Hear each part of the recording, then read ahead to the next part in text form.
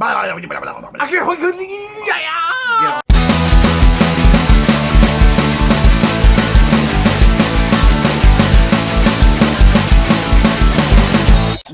to Stupid Movies, where these two watch them so you don't have to. That's right. And this week, we went back to the 90s, and it's cold outside with snow, so we went to 1993 and watched The Chill Factor.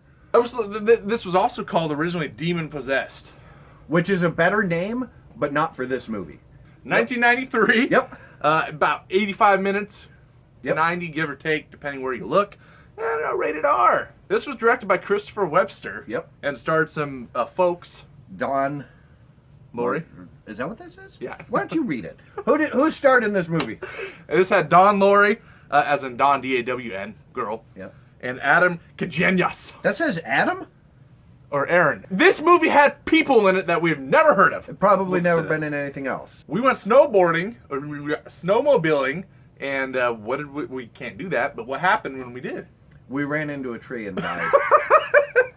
That's pretty much some of it. So it's basically take, like The Exorcist or Evil Dead, Night of the Demons, Cabin in the Woods type. Good movies. Yeah. And make them bad. And make them a homeless man's plot. Or Homeless man? This is bargain bin. So what did you like about this movie? Well, I like the aerial transfer. Of course, yeah. No, I like the idea of it being at a summer camp during the wintertime. Yeah. I like that. That's kind of cool. And it's abandoned. So it had a good setting and a good location. To quote our friends over on Neon Brainiacs. Yes. This movie had a plethora of strategic non-boob showing. Which is when you almost see a boob, but you don't. I liked it. Yes. Yeah, strategic non-boob showing. Yep. There was not a single nipple in this movie. Right. No. Nope. But you feel like you saw a lot of them. Yeah.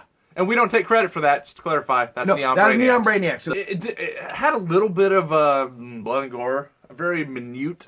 Yeah. But there's one scene in particular where the makeup effects were really cool, and that was where the guy's hand was all cut up and you could see the bone. Yeah. Other than that, there wasn't a whole lot of the icicle in the face. I mean, it looked all right, but we've seen it done better. Yeah. A little bit of the score was okay. There were a few.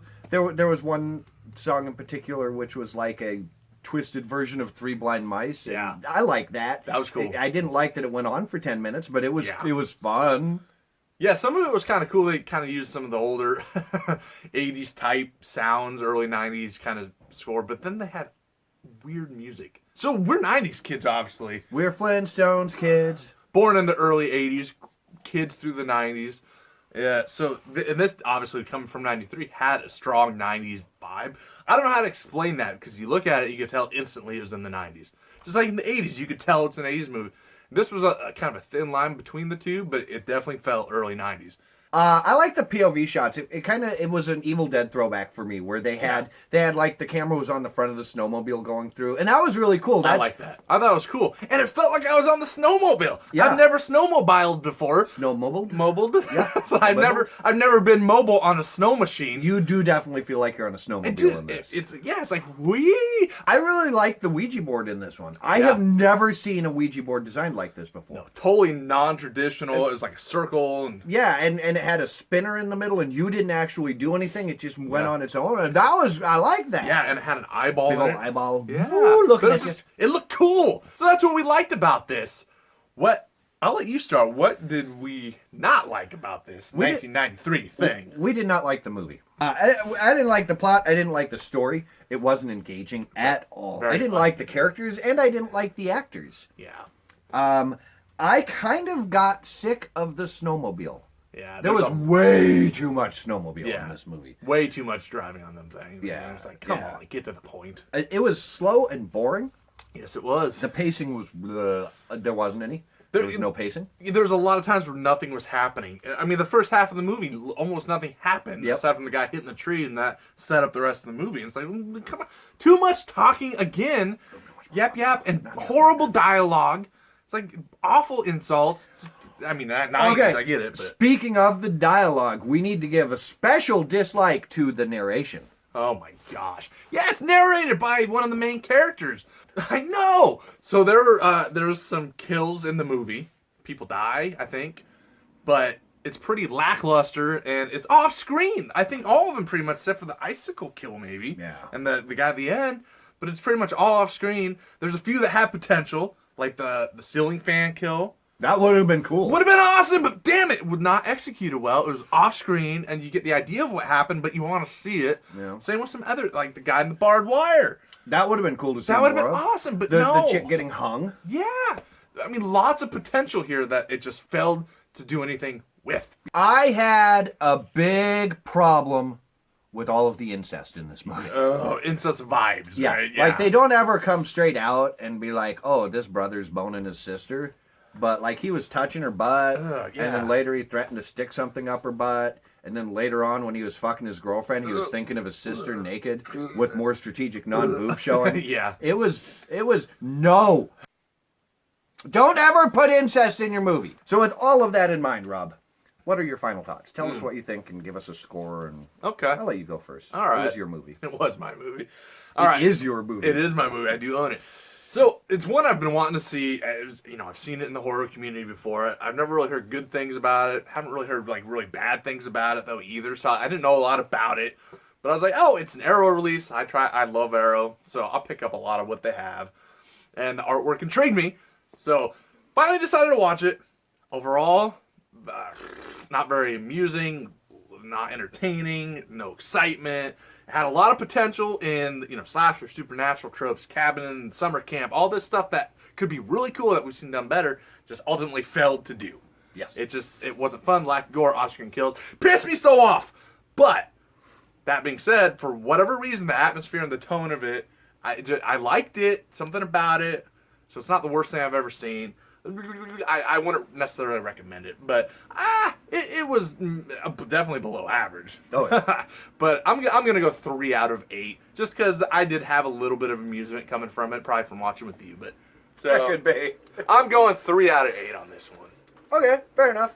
Well, this movie had all things that I like, and it just didn't ever deliver Right. on them. Set in the 90s. I love 90s movies. Who doesn't it like it? felt like it was done in 87 or 88. Yeah. It didn't feel like a 90s movie to me like it did to you. Maybe it was shot like in And the it took late that 80s. long to It get took that long, released? Yeah, That could be. could be. Abandoned, summer camp. I dig that idea. We've seen it done really cool. You only see 1 or 2 rooms at the place. Yeah. Really pretty decent kill ideas. Yeah. You don't see them. You don't see him. Tons of nudity, That you don't see. but you don't see it. Everything that I like, the supernatural aspect, cool, never explained. And the whole movie, that's how I sum it up. It had things I wanted to like, but it never actually gave me that thing. It was like, oh, you want some coffee? You Right. want some coffee? Yeah. Would you like my coffee? Yeah, No. I'll tell you. Yeah, it's like you're... The you're- whole movie was like that. I know. It's like the whole time you're just whacking. You're just waiting for the end. You just cannot wait for the big... And then your wife walks in? Or? You're just so excited for the big ending, the big explosion at the end. And it just never happens. So with all that in mind, I don't know where to go. I'm going down. I hope that's not your whacking hand. It's not, but I will try. Okay, with all that in mind, I'm giving this movie a 0.75 out of 8. True? No. No. Bad movie. Bad movie. Bad Chris Webster. Bad Don. Blah, blah, blah, blah. Bad Aaron Kajinas. All right. Bad. So we're not off to very strong picks in 2020. No. But next week's What a did new we have week. last week? The Killer Sofa. Oh, yeah. That was fun. Have you checked out the new podcast version? Oh, yeah. And all that, let us know. You can check us out on Instagram at StoopidMovies, at DocsCatSturner, at The Horror Punk. You can email us at StoopidMovies@outlook.com, and go over to Bandcamp at StoopidMovies.bandcamp.com to listen to the audio. Be sure to tune in next week for another stupid review from yours truly's. Yes. Hey! Stupid Movies rule! Oh, email us. I said that. Did you? Yeah, and see ya. Hey, if you want one of... Sorry.